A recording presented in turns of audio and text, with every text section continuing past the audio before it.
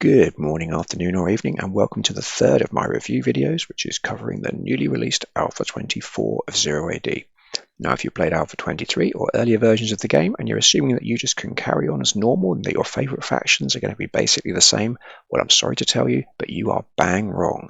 So, if you don't want to look silly while you attempt to train a unit or construct a building that just no longer exists, then this is the video for you.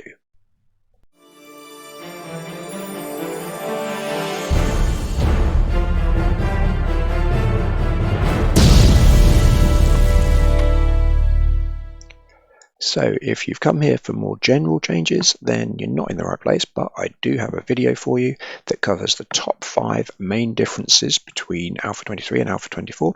And if you're looking for generic gameplay changes, then I have another video that's showing that, and I'll put those in little cards above. But this video is all about the things that you thought you knew about specific factions, what's good and bad about them, their strengths, weaknesses. And this is because what was a strength in Alpha 23 can easily be a weakness in Alpha 24 due to the nature of rebalancing units and factions. Anyway, there's a lot to take in and there's little time to waste, so let's get into it. So, in alphabetical order. So for the Athenians, your star is gone, and with it go your Phase 2 champions. That said, the flip side is that as with all other factions, you now have a ram. Now Athens were the only faction in Alpha 23 that had neither elephants or rams, so this is a little positive to make up for losing your Thracian Blackcoat champions that could be so deadly in the town phase. So for the Britons, the war dogs have switched from the kennels, which actually no longer exists, to the cavalry stables. This means, though, that you can train them at Phase 1 and send them into your enemy very early on, which is potentially huge.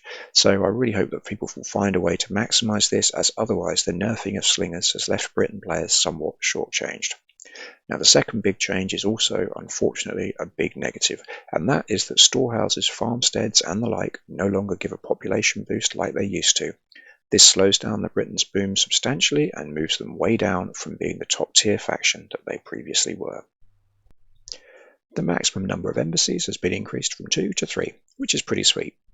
So, while unfortunately your mercenaries can no longer gather resources, you can at least, should you choose, have 1 embassy of each type. That said, based on the games that I've watched so far, you're probably just going to end up getting 3 of the same one that you most liked in Alpha 23. The other big change you've got is the introduction of a house on 2 stories. So it gives a 20 population bonus, and it costs 250 stone. But seeing as stone is no longer such a critical resource in Alpha 24, it's well worth the investment in these rather than regular houses, as the increase in time to build it and resources is way less than the double housing pot bonus it gives. The Gauls have unfortunately lost their rotary mill, but they do have an additional tech at Phase 2 to partially replace it. Also, your sword cavalry will have a plus 10% hack bonus over other factions' sword cavalry, and that's quite nice. Overall, though, they feel a bit weaker than in Alpha 23, and that's going to be true of all factions that lack archers of some type. Also, as with Britons, they've lost the population bonus for their supplementary buildings, which is again going to really hit their boom. Iberians have had little in the way of changes. Like with everyone else, the siege workshop has taken the place of the fortress to create rams, and that leaves it with only the heroes and will to fight that it can produce. So the only other change of note is the champion skirmisher cavalry have had a complete overhaul, so it is quite the change. They now have excellent pierce damage, which makes them really useful against soldiers in a way that they just weren't in Alpha 23, so that's been increased from 5 to 36. However, the crush damage has been removed, which may make you a bit pensive at first. However, it's important to let you know it's been replaced by a new state for buildings of burning. Now, unfortunately, the graphics don't show that a building is on fire, but if you click on that building when you've attacked it, you'll see the icon has little flames next to it, and the building's health continues to decrease long after your troops have run away. So, it's a really neat little addition, and I can't wait to see the graphics on burning buildings, and indeed for other troops that are going to have this capability in future alphas. As part of a number of changes for Kushites, one of the most exciting things is that you can now build your embassies in neutral territory. This means they can be snuck in behind enemy lines and have troops garrisoned if necessary, as well as training mercenaries for surprise attacks. The other big change is the introduction of archery tradition. This means that they're now the 3rd faction with this upgrade, and it enhances attack range and reduces training times for archers, and it completes the Kushites' entry into the exclusive club known as Archer Civs. In order to give the Macedonians something, basically anything, going for them, a new unit has been introduced that can be trained from the siege workshop. And these are champion crossbowmen. They have a 60 range and 40 pierce attack, and that makes them potentially lethal if you can find a way to protect them, as their armor doesn't compare, obviously, to siege units. Also, on a general level, you're going to have to consider that you have only 2 infantry units that aren't mercenaries, as the fact that mercenaries can no longer gather resources is going to impact you rather a lot. But on the whole, not really a lot to report for Macedonians. The big changes for Mauryans are a couple of the generic game level ones, but also something specific. So firstly, they now have rams, and that's massive, and they've also seen their elephants boosted because they're Indian elephants rather than African ones. Also, their elephant hero, Chandragupta Maurya, has lost his ability to train champion archers, and that's a bit sad. It was a nice little trick to suddenly spawn 10 or so of these in the middle of your opponent attempting to take down the elephant. So this means he's now a hero with no added bonuses, he's just an elephant with loads of health. So this may be a little bit disappointing for you, but they've still gone from a so-so faction to far and away the best in the game due to the meta changes, so I wouldn't spend too long crying over it if I were a Mauryan player.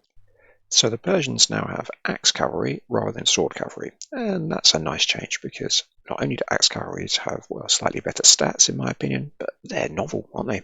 And novelty is nice. So also the Ishtar Gate and the Persian Hall have disappeared, and that means your elephants will be trained at an elephant stable, and more importantly, your infantry champions previously trained in the Persian Hall, well, they're a thing of the past. And as basically no one was interested in the Ishtar Gate anyway, it's not that much of a loss. So the champion hoplite and skirmisher may be gone, but they've been replaced by upgrading the chariot to become a champion rather than regular chariot, and in the place of your regular chariot, you get a citizen soldier horse archer. So, quite big changes for one of the most boosted factions in Alpha 24. So for the Ptolemies players amongst you, houses, storehouses, corrals, etc., they're no longer free. They're cheaper than other factions and their build time has been reduced from what it was to compensate, but I'll say it again, they're no longer free. So you're going to need a big change in how you play with this faction. In fact, that's if you choose to play with them at all. So the other massive change that you've got is your access to Phase 1 mercenary skirmishers is gone, and that's because they've been swapped with a slinger that you used to get in Phase 2. Also, as with the Macedonians, remember that your mercenaries can't collect resources, so you're going to be training a lot of slingers though, as although pikemen have been sped up, they're still the slowest infantry unit in the game, so you don't want to rely on them too much for resource collection. As someone that used to really like the Romans, I'm afraid to say that they are no longer the faction they once were. And this is pretty much entirely down to the fact that their army camp is now pretty much a waste of space. And I'm being a bit facetious when I say that, as it's actually still potentially quite useful to build a structure inside your opponent's territory, especially one that will fire defensive arrows. But the big change is that it only trains infantry now, so there's no more sneaky ram attacks like there used to be. Or they could be, but not in the same way, because it can still garrison siege weapons. So as long as you can train them inside your own territory and then get them to and store them inside an embedded army camp, then you can still make that attack. It's just that not being able to train them there seems a big loss to what was one of the best features for any faction in Alpha 23. For the Seleucids, there's not a lot of change, to be honest. They've had the Theatron added in place of the library. Now, at first this may seem like a big loss, as the library's tech used to double the hit points for CCs and military colonies. However, this has just been moved to the civic centre, so you're actually better off than you were before. And the only thing you're really losing out on is the discount on other techs that the library offers. On the flip side though, they're the only factions that give you champions from your barracks without spending 600 food to access them, although that only applies to the infantry, as the cavalry still ask for some food up front. So as the infantry and cavalry are now spread across different buildings, you can also choose your favourite combination of infantry and cavalry rather than picking for 2 groups as in Alpha 23. And that's quite a nice improvement. That gives you a little bit more scope for different playstyles. For the Spartans, the big change is that there's no longer a 10% population reduction, so you don't need to worry about having that smaller population than your rivals. Instead, you just have the same maximum population as most other factions. Although, the only other big change you're going to find is that you've also lost the Stoa, just like the Athenians did. And again, that means no more Thracian Blackcloaks. So, easy come, easy go. And that is that for all the factions.